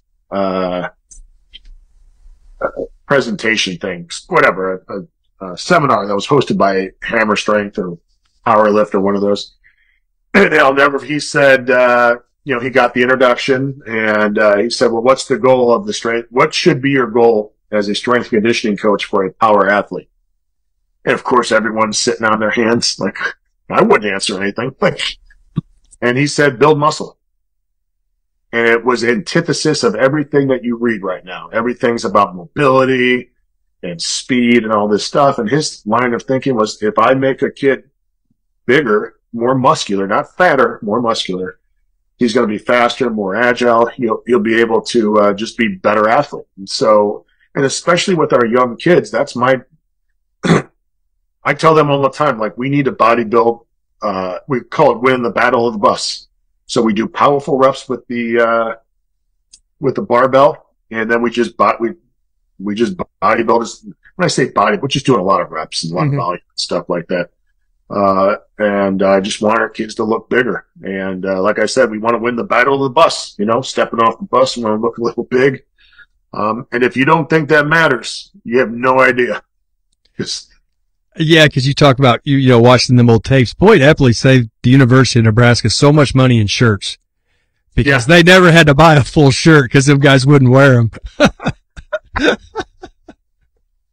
But man, I just I miss those days, and I still probably watch a game every couple months or something. I'll put something on because all the VIT games from like the 94, 95, 97 season are on there, and it's phenomenal. So, I mean, I remember seeing an interview with Scott Frost from back in the day, and it was after a game. He's got his pads off, and his white T-shirt was ripped a little bit, and you could see his trap just sticking out. And it was like, if you didn't know, you're like, that guy's a linebacker. There's no way. It was just he was obviously a big kid, but unbelievable. Well, I heard you talk about this the other day, and I thought it was so accurate. Is like, you wouldn't even fight the punter or the kicker on those teams. They walked out jacked. I saw the interview with, God, what's his name? Chris. I can't remember, but I think he's the all-time leading scorer at Nebraska. He was their kicker, but and his brother kicked there too, and I cannot think of the last name to save my life, but yes. Man. Anyway, I saw an interview, and I was looking at him like his neck was comical. I mean, just thick as hell, and I was like, oh, God. Like, there's old linemen now that don't even have that, man. Not saying that they're not, the upper echelon today are so highly just better at everything, more athletic, faster, all that stuff. And so people will always, I've gotten this criticism, like, how can you say that guys were better and stronger back in the day when you have, the freaks of nature? And I said, well, the freaks are like, there's always going to be that top 1% to 2%. I'm like, I'm talking about the more average dudes. Those have really gone down. And, so there's always going to be that massive separation, but it's the average guys that we really need to bring up. And that's where we're lacking. And when you're, working with high school kids, all your kids are pretty much average. I mean, of course, you're going to get some crazy kids here and there, but for the most part, you're dealing with average kids who just need to get bigger, get in better shape, and just become physically fit. So I say bigger. I don't care about the body weight. I just care about how much muscle we're putting on. So. Right. And how they look. I heard you talk about before, like prom muscles. You want them to look like they work out. Yeah. And it's super important, man. Kids, man, you know how it is. The kids walking in. My first off season, we kicked so much ass in the first 3 months that the head coach was getting like weird questions from teachers, like, what's going on, man? Because everyone got bigger. Because we were resting more. We were doing, being smarter with our lifting. And it was, the funny thing is that the thing that changed the most, this was not me saying this, it was my wife. She said, everyone's butts got bigger and everyone's traps got bigger. And I'm like, I did my job. They were the two things you want them to have. That's right. And she's like, they're starting to look like you now. I'm like, what am I going to do? Not me anymore. That's for sure. But, whatever. They don't need cowboy rolls on their pads. They just walk out with their pads sitting up there. No. Oh, I don't think, I think maybe one kid had to wear a neck roll since I've been here. It's always, sad days, man. Sad days. I don't even, I guess it would probably help in our offense, the way we run stuff, but it's rare to see that anymore. It stinks. And they said they did some kind of study that doesn't really show like it helps. But when I was playing fullback, man, having that thing brace my neck, what a difference, man. Because that thing will whip you back, because we used to lead with the head. That was just how it was done. You didn't put your head down, and oh my God. I'm sure I'm paying the price at some point for that, but whatever. I was telling the kids, if you didn't want to use your head, they wouldn't give you a helmet. Fucking put that thing right between someone's numbers. Come on. If you My dad is an old school football guy, and he's like, how the hell can they teach someone how to tackle? You put it right between the numbers. The hell's up with this shit? If you hit them hard enough, you should see a little bit of stars when you get out. Yeah. If you're seeing stars, that guy's really, we got a couple kids on our team who are maybe not the biggest guys, but you know how it is. They're fearless hitters. And I remember this kid one of our kids hit another guy. And I remember thinking, holy shit, this kid might be dead. Or his leg was broken in half. It was one of the loudest hits I've ever heard in my life. And, our player got flagged, and it was for unsportsmanlike conduct on the hit, but it wasn't a crown hit. It was just that bad. It was just that aggressive and it was brutal. And I wasn't even like, I'll take that 15-yard penalty. Fuck yeah. Good luck catching the ball over the center. Knock yourselves out, guys. That's kind of like the old Little League rule. You send your pitcher out there and just have him hit the first kid. Yeah. Then he has the box the rest of the afternoon. You just throw, a little chin music here and there, smoke him. We had a kid last year who, terrific. He was, I think, might have been like special mention All-State. He's going to be a senior, but he sacked the quarterback. And as he did, the quarterback ducked and he got his helmet you know, in his arm. Looked like he took his head off and then held it up. And, I mean, 15-yard film. Like, dude, that was fucking worth it. That was awesome. Fucking held it up. Oh, it was so fun. Oh, I'm so proud of him. You know, but you can't cheer, right? No, yeah, you just got to kind of stand there and just take it. So, yeah. That was something I was worried about. Was I wasn't sure how the kids, you know, were going to respond to this physical style of play. And I'll tell you what, there's still a lot of dudes out there, a lot of boys out there who want to hit. And I'm super proud of that, man. And I think the other thing they gravitate towards is like, you're just a real guy. So yeah. when you walk in there, you say what you're thinking, you joke around, you bust their balls. You're you in that gym, just like you are in your house, just like if they'd see you at the grocery store. There's no put on. You're just who you are. And I think kids recognize fake. Well, I will a million times agree with that. I'll never, even with like the coaches I've had over the years, I remember watching coaches interact with other players and seeing how different they were, and not in a good way. Like sometimes, like I have to treat kids differently here and there, but they just acted totally different. I'm like, dude, just be yourself. It doesn't matter. Like, listen, like you're a 55-year-old white dude from Ypsilanti, Michigan or wherever. Like you're not from the hood. You don't have to be. Just be who you are. They don't give a shit. And, but I always try to be, yeah. And I, you know, I always tell coaches, like the most important thing I think for you as a coach, obviously, not the most important, one of the most important things is you have to hold yourself up to a high level of discipline that you expect from the players. And every time, I feel kind of drifting off myself, like I rediscipline with my training, and I feel it's reflected in my attitude and my approach. And I think the kids see that. So they're not going to see all the work that you do training wise, you know, me personally, but I think it's you act differently as a coach. And I think that's super important. I never want to feel like I'm asking the kids to do anything discipline wise that I'm not willing to do myself. And I think kids recognize that. And, sometimes I'll see the other coaches on the other team. I just see them kind of lazy and I'm like, kids aren't going to react to that. Like, and I'm not saying you got to be like a jacked up motherfucker or, you know, like a Navy SEAL or anything, but kids recognize, who you are, you know, and they're able to sniff that stuff out. It may not be right away, but it'll be soon enough. So, but the other thing I noticed is you have to learn not to have a bad day in front of them. Because that weight room or that time there away from their house, out of school, whatever it is, that might be the best part of their day. Yep. And then you come in and acting like a jackass just because you're upset. Yeah.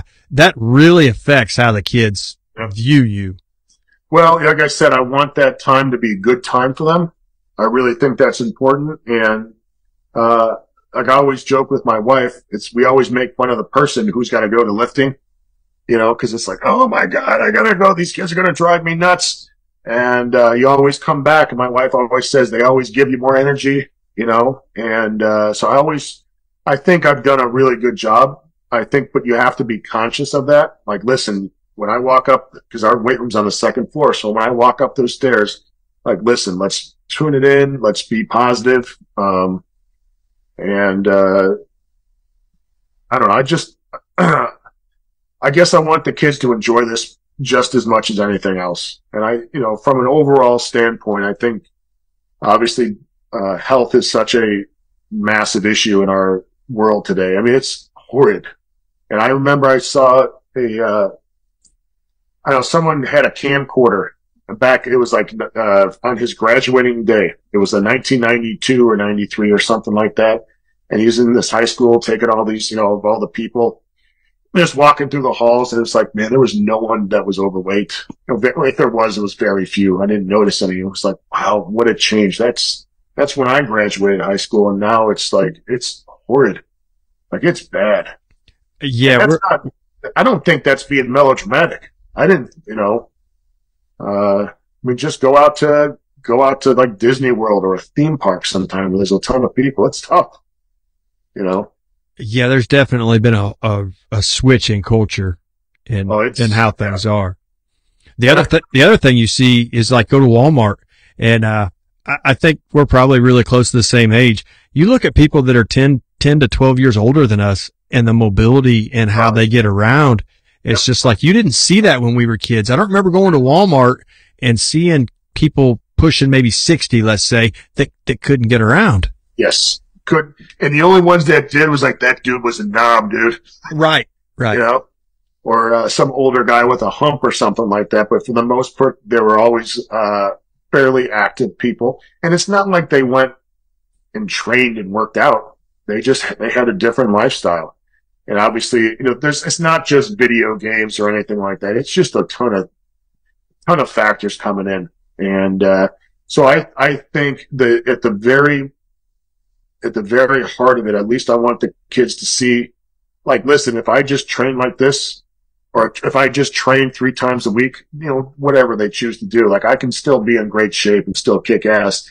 And if they take anything from what we're doing, I hope it's that. And I always tell the kids, I always use examples. I said, listen, if you did 10 push-ups every day for a year, how many push-ups is it? And it's like, come on, public schooling math. Let's do this. Just add a 0 to 365. And even during like the pandemic, which we kicked ass during the pandemic. Do you want to hear this story? Yeah, go ahead. If you're willing to talk, I'm willing to listen. Yeah. So the pandemic, obviously, they closed everything, and I get a call from the head coach like, dude, we got to fucking train. I'm like, well, I'm open to suggestions, but we can't go to the high school because it's closed down. So, one of the parents cleaned out a barn. They had a barn. They put, I think, the kids disassembled, I think, 7 racks, put them in there, brought all the bars, benches, brought the weights and stuff like that. And so I went over to this person's house, and trained kids. We had groups come in, and for a while, early in the pandemic, in my weight room, we hosted 2 groups here every single day. Monday through Friday, we trained, because the kids just wanted to get out of their house. And every one of those kids that came here, so I think my wife took, I think, maybe 7 or 8 junior high kids, and I took, at that time, I think, 8 varsity kids. Every one of those kids say it was the best time of their life in football, because they got to come here Monday, Tuesday, all time. They got to train together. It's a very small garage weight room, so we had to really be creative in what we did. But you saw how important just physical fitness is, not just for football, but for like these kids who were locked in their house. Some of them just for 2 weeks, they were going fucking nuts. And so what the best part is, so now I'm all worried because this is at the beginning of the pandemic, right? The world's going to die. Everyone's going to die. 100% chance. And I called the coach up and I said, well, what happens when the cops come? And he's like, hold on. So he calls up, shit, I'll fucking say it. I don't care. The DA here, the DA, I coached both of his sons, and his son was on the team at the time. He said, well, tell him, if the cops come, say they have to get a warrant and they have to come to me for the warrant, and I'll never sign it. So you guys are free to do whatever the fuck you want. And, many years later, I, talked to the mayor, and he's like, we got so many complaints about you. So like 2 or 3 times a week, the kids would lift and we'd do all this stuff. And then we'd always push the prowler. And so we'd set up all these folding chairs and stuff, and the kids would push, and everyone was puking their brains out because, it's just kids were being stupid. And so if you walk, there's all these cars that are parked. Kids are laying in the street or in the grass. It's like, I can see probably why there was some concern. But all of them to a T. I'm not joking. It was like, that was the best time I've ever had. So, what was great though, the kids would come out, we would lift, and it would take a long time because it was a small time. And the kids would just hang out for like 2 or 3 hours, just sit in the folding chairs and just hang out. And so, but I was super proud of our community coming together. All those kids grabbing the racks, the parents, taking out moving the shit out of their barn. And not just that, but everyone showed up. And so the parents were 100% on it. I thought that was wonderful. You're not going to find that anywhere else. So by the time the season started, everyone else was, behind the 8 ball. Our kids are already in tremendous shape and they're still lifting, but so, but I'd never been more proud of my community than I was then, of everyone coming together, everyone giving the bullshit the finger, and I thought that was tremendous. So. And that's very similar, I guess, to here is I never had any dreams of having a little gym at the house or doing a podcast or any of that stuff. Yeah. And then COVID hit and they shut down all the gyms. Yep. So I've got a barn out back. I was starting Colts at the time. So we took what little equipment I had out there and kind of set it on plywood because it's a sand arena, Yeah. We'd be out there training and there'd be spiders just as big as your hand, the big old garden spiders. And then, so we built a little platform in the corner and we moved everything up there, which was way nicer. And then I could still ride Colts. The problem is everybody was trying new things during COVID because they had tons of time, right? Yeah. So my daughters went and bought a bunch of chickens. Oh. Well, chickens crap on everything. So every night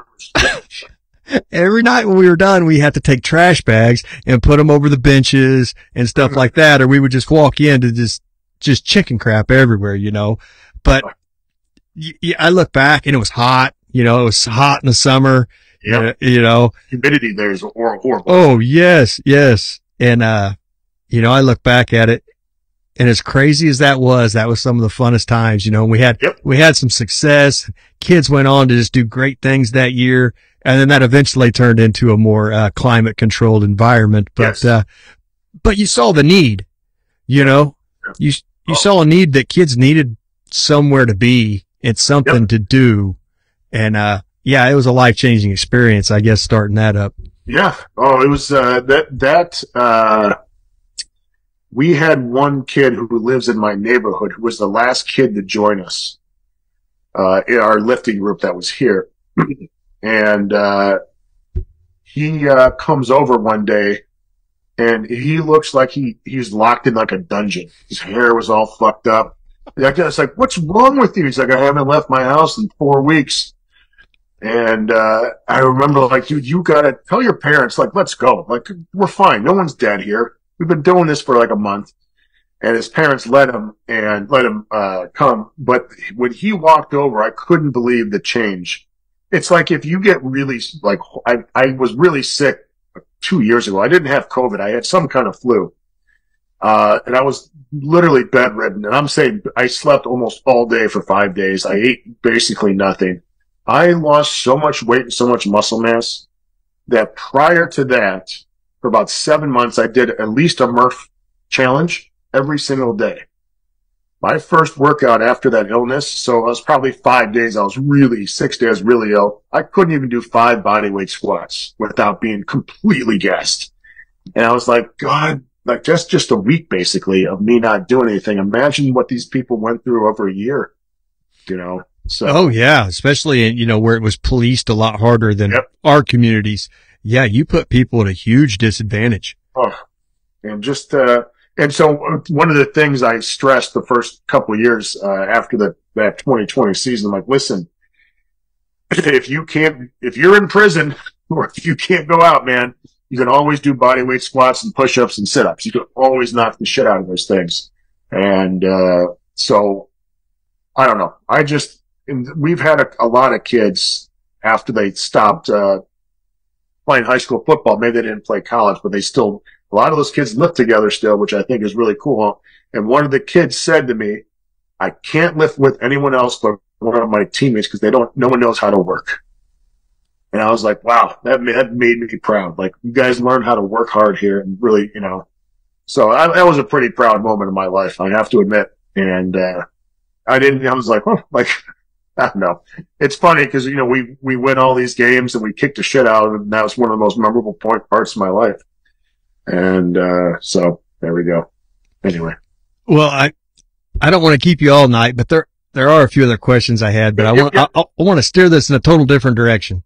Yep. So you went to Arizona and did you major in English or writing? English and my minor was in creative writing. Yep. Okay. So in saying that, if I can tell your stuff when I read it. I've watched enough of your podcast. It's like your personality finds itself on the page. Yeah. It's like having a conversation with you. How long did it take to develop the ability to write exactly how you would say it? Like I can read it and hear it in your voice. You know what I mean? Yeah. I think that's a lost deal. Sword too, because I have to edit. Once I read it back, I'm like, holy shit, that I have to make the sentences a little clearer. It takes, I've been writing since I've been a kid, and I think it takes a long time. The greatest influence on me writing by far was Dave Barry. Dave Barry is a syndicated columnist. I think he retired out of Miami, and he read a column every week, or I don't know how often it was in the paper, but I have a shitload of his books, and it's like G-rated PG comedy, just a syndicated writer writing about whatever. And I remember reading that. I'm like, my God, he is so gifted.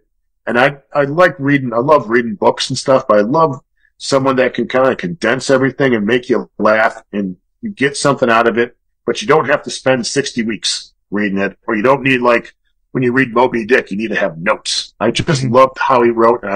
I always laugh. And so I think most of how I learned how to write, especially if you read Dave Barry, he'll have a couple opening statements about whatever he's writing about, like pit bulls, something ridiculous. And he'll make some point in the beginning, and at the end, he'll bring it back. And I love that. Like, oh yeah. And so he'll bring it all back and kind of make you laugh. So, and then the other thing is when I used to read, when I was at Arizona, I'd read all kinds of training stuff, and they're fucking dry and boring. I'm like, why can't you guys like communicate in such a way, that appeals to like regular people? And I remember thinking, like when I used to do all the Q&As and all that other stuff, and when I started writing books, I realized my audience is not me. Like, it's a normal dude. Like, he doesn't need to know any of this stupid shit. He just wants to know, like, how to get from point A to point B. And everything was so dry and just academic, and I hated that, man. I wanted to read something. Like, I always tell people, if you want to be a good coach, you got to learn how to communicate. Like, and one of my first coaches in college, was one of the most prolific lifting writers I've ever, like most people, at least my age, would know him. One of the worst coaches I've ever seen in my life. Horrid. And I remember the first time he coached me, he walked away. I was like, holy shit, he doesn't know anything. Like, he knows how to write it, but he can't fucking coach worth a shit. So I think communication's kind of a lost art, especially in this day and age where everything's done with text or social media. You're never really going face to face. And it's a dying art, but it's never going to die. I mean, you still need people in the service industry. But anyway, like, I think that just takes time. Like writing, man, it's just like acting. People are like, how do you get started? Like, you just got to go act. Go to the local, your local plays or whatever you got, go to the improv, just act. And if you want to write, guess what? Just start writing. And, a guy wrote tons of articles before I was ever even published because I knew that's what I wanted to do. So I just kept on writing stuff and and my first couple articles, man, are horrible. Like, and I still cringe at some of the stuff I've written. Not so much about the content, but like, man, I probably shouldn't have said that, or, whatever. But I just think that's the most important thing. I'm writing every day. I mean, if it's not emails to people, if it's not tons of Q&As and stuff like that, or just for my own benefit, I think it just takes time. And I think you need to know your audience. And that's one thing the strength and conditioning world has forgotten, is that you're writing to normal people. You're writing to the teacher down the road, or the lawyer, or the guy who's, swinging a hammer for a living. So, I think that's super important, is know your audience. That's why, like, the first couple of books I wrote them specifically to my oldest son when he was like 16, 17. I pictured like how he would be. I'm like, listen, this is what I mean. This is, what, does that make sense? Like, I tried to really make it, kind of dumb it down so he could understand it. And, but that's what, doing all the Q&As that Dave Tate and I did, you really have to learn how to, like, you can't assume they know anything. I did a seminar years ago, and I presented, it was probably 3 or 4 hour seminar. After like 30 minutes, someone raised their hand and asked me what a set and rep was. And I was like, holy fuck. What did I just talk for 30 minutes? You didn't get a fucking thing out of anything. I was just like, oh, like you got to come to a seminar with a little bit of knowledge, you know? Yeah, like how'd you even end up here? Did like the school or somebody say, hey, we want you to go over here and watch this guy talk and then hopefully bring something back to us? It was just bizarre to me, you know? But yeah, I think that's, I'm not a great writer by any means, but I love to do it. And, I remember when I was 19, I remember where I was in my very first apartment. I wrote down everything I wanted to accomplish in my life, but not like specific goals. I wanted to work from home. I wanted to write, and I wanted to do something in the strength and conditioning part. Those are the three things I wanted to do. And I got to do every one of them. And, I remember looking at that. I remember the piece of paper was on, and I remember thinking, how the hell am I going to get here? Like, I don't even know, like, and I remember my dad was just like, it doesn't matter. Just keep working and you'll find your way eventually. And it's kind of like, I always, you know, the old saying, like, if you don't know what to do, squat and run hills. Like, if you don't know what sport or what your goal is, like, listen, if you do those two things in consistency, you're going to be all right.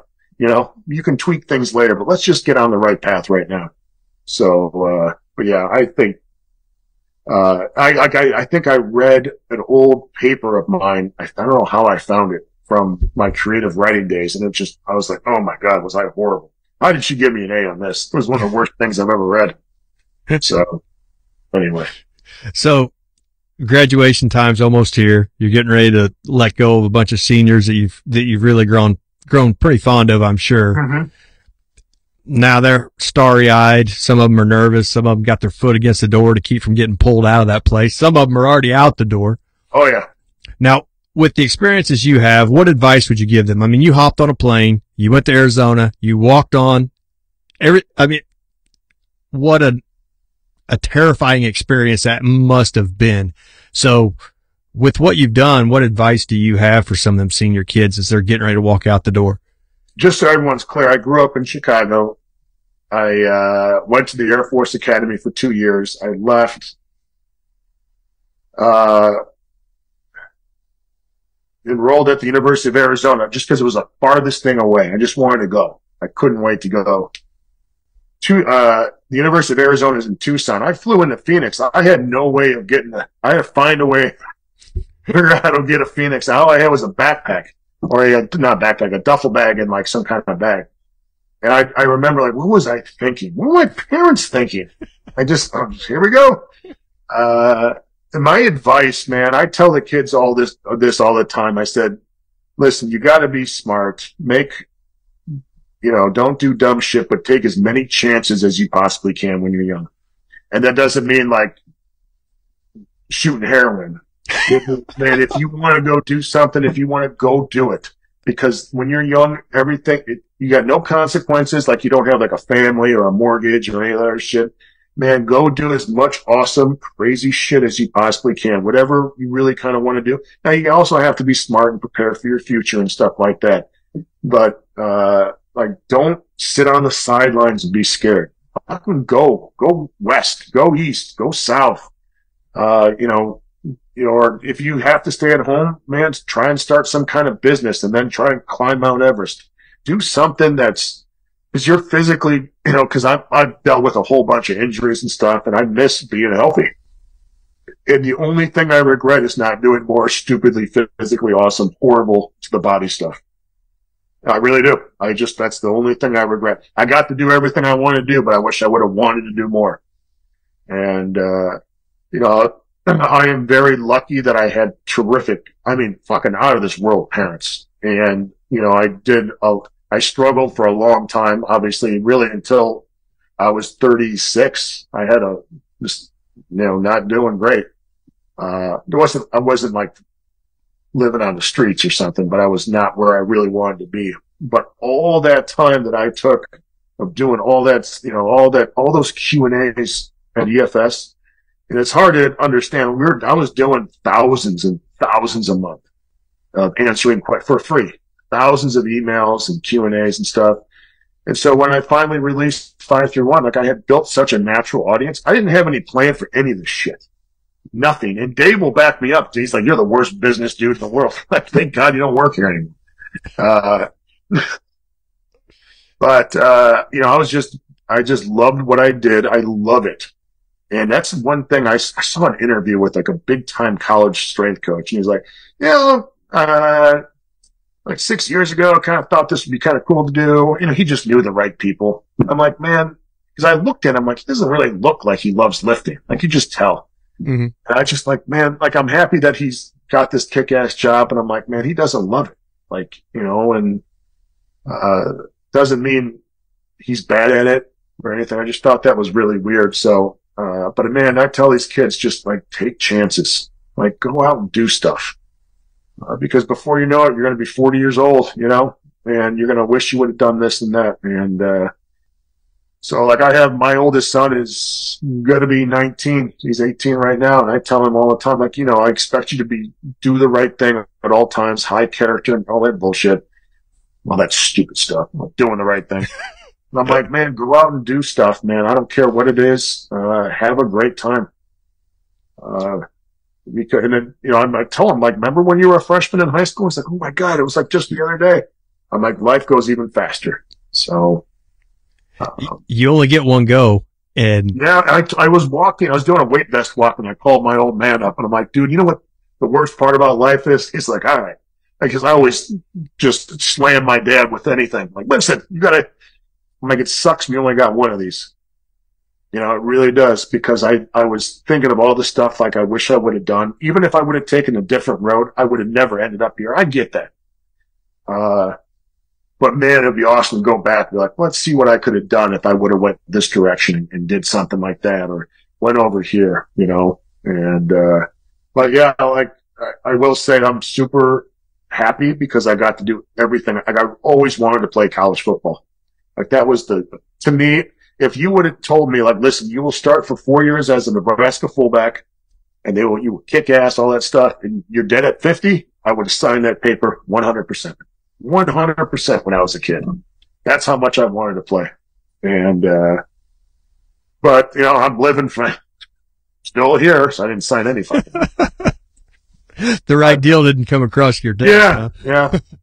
But I'm just super, you know, I got to do what I wanted. I just wish I would have done more.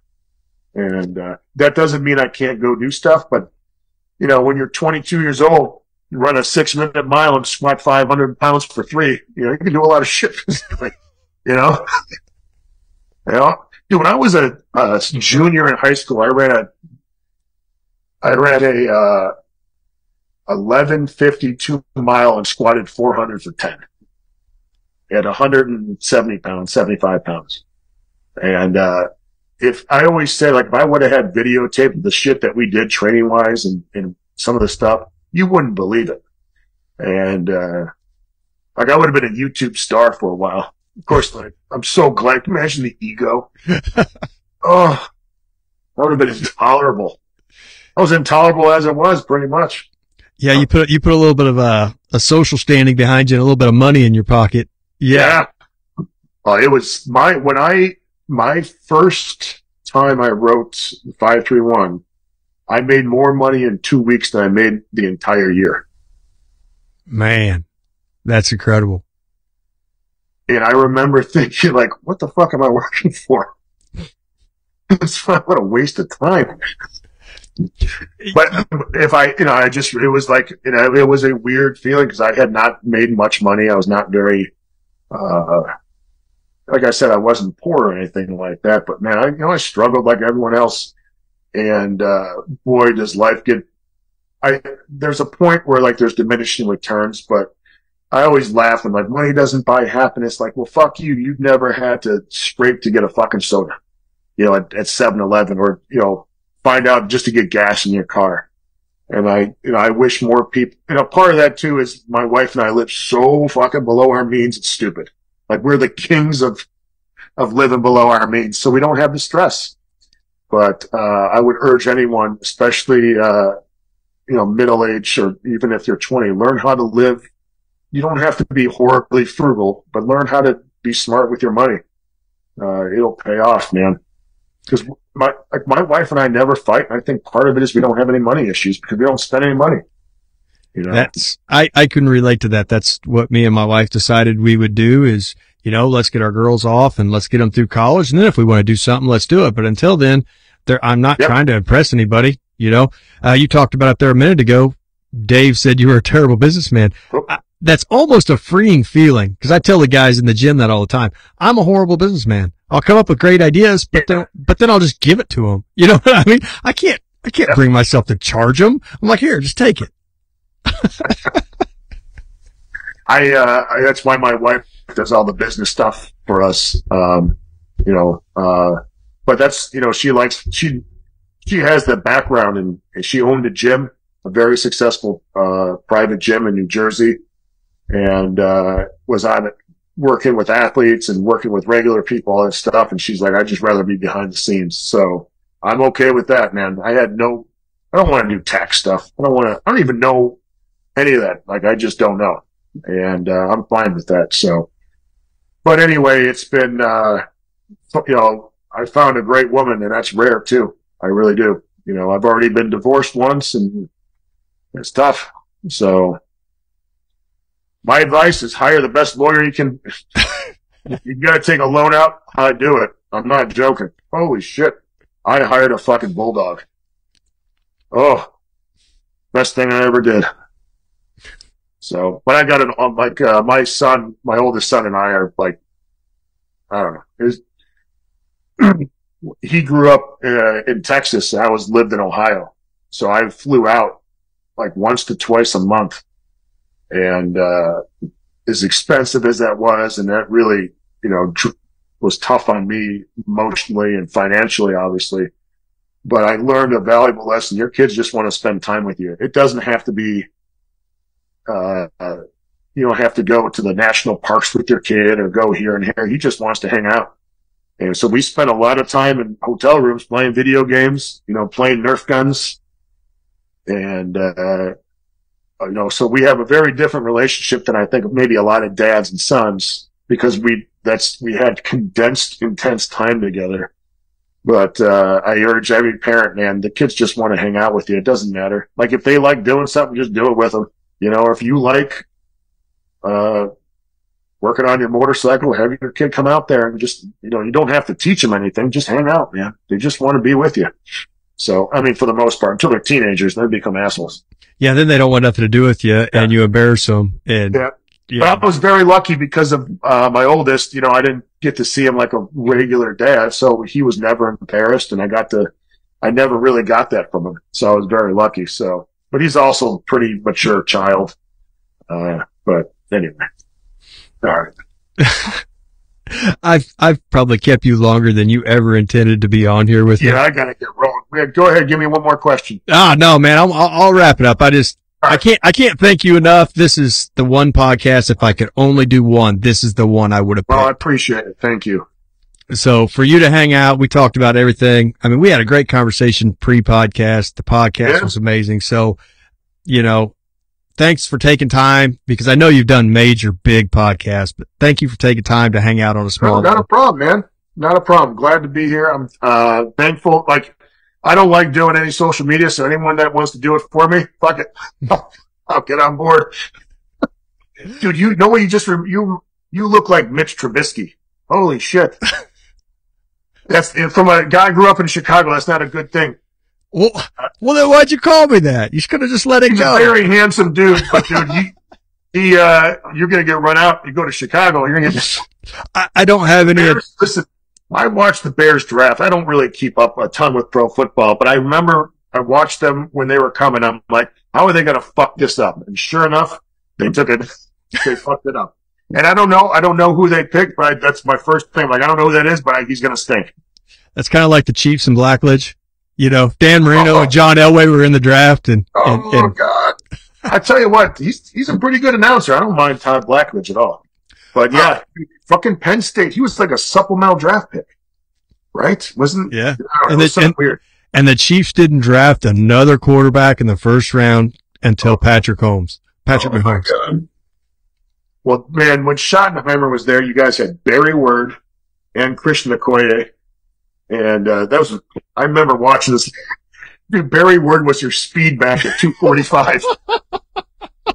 He was like, listen, put lightning in there. He's 6'3", 245. He's a fucking tank. I love watching the Chiefs play back in the day. They created a whole new style of football that wasn't necessarily good either. I mean, yeah, Marty ball. We just play to barely win, you know. Yeah. 10-7. Woo! And if we don't need this game, we aren't going to win it.